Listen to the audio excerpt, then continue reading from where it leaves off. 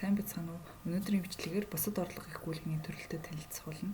Банк болон касс системийн харилцан орлого гэх хэсэгт шинээр үүсэх товчийг дараад энд харагдаж байгаа гүйлгэний төрлөөс бусад гүйлгийг тусгахдаа гүйлгэний төрлөө бусад орлого гэж сонгох шаардлагатай. За илүү ойлгомжтой байх үднэс нэг жишээн дээр авч үзцгээе.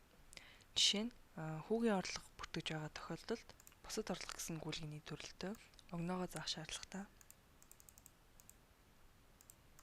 Байгууллага сонгоод орлого хийгдэх байгууллагын банкны дансыг сонгох товчийг дараад зааж өгнө. За харилцагчаа сонгох шаардлагатай. За энэ түн хэсэгт хүүгийн орлогын түн оруулъя.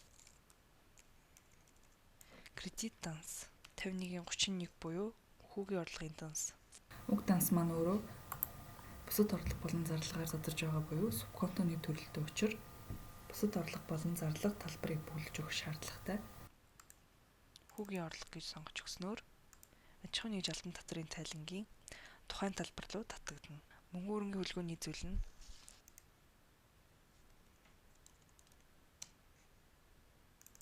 хүүгийн орлого гэж сонгоод уг мөнгө хөрөнгөний хөлгөөний зүйл маань мөнгө хөлгөөний тайлангийн хүлээн авсан хүний орлого гэх талбар руу татагдана. Баримтаа бүгж тусныхаа дараа баталгаажуулах шаардлагатай. Дансны хвчлэлтэй харах юм бол ингээд 20,000 төгрөгийн хүүгийн орлого харилцагын данс руу орж ирсэн бичлэлт харагдаж байна. Мөн субконто нь бусад орлого болон зарлага дээр сонгож өгсөн хүүгийн орлого гэж харагдаж байна. Бусад орлого гэх гүйлгэний төрлийн онцлог нь ямар кредит данс сонгож байгаагаас шалтгаалаад дараах бүглэх талбарууд нь өөр байдаг. Жишээлбэл кредит дансаа банкн дахь мөнгө гэж сонгосон тохиолдолд уг данс мөнгө хөрөнгө болон мөнгө хөрөнгөний хөлгөөний зүйлээр задарч байна. Өөрөөр хэлбэл субконтоны төрөлтөө.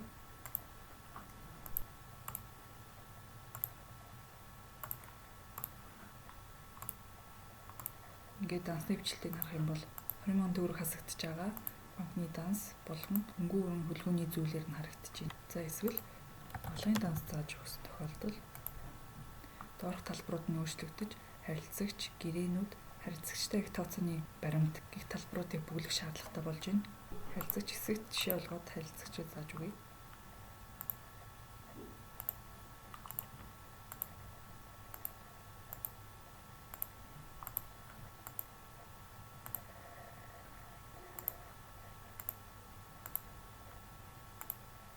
За ингээд дансны бичлэлтэй харах юм бол уг харилцагчаас худалдаа өгчтэй минтий гэсэн гэрээтэй харилцагын дансанд төлбөр орж ирсэн байна.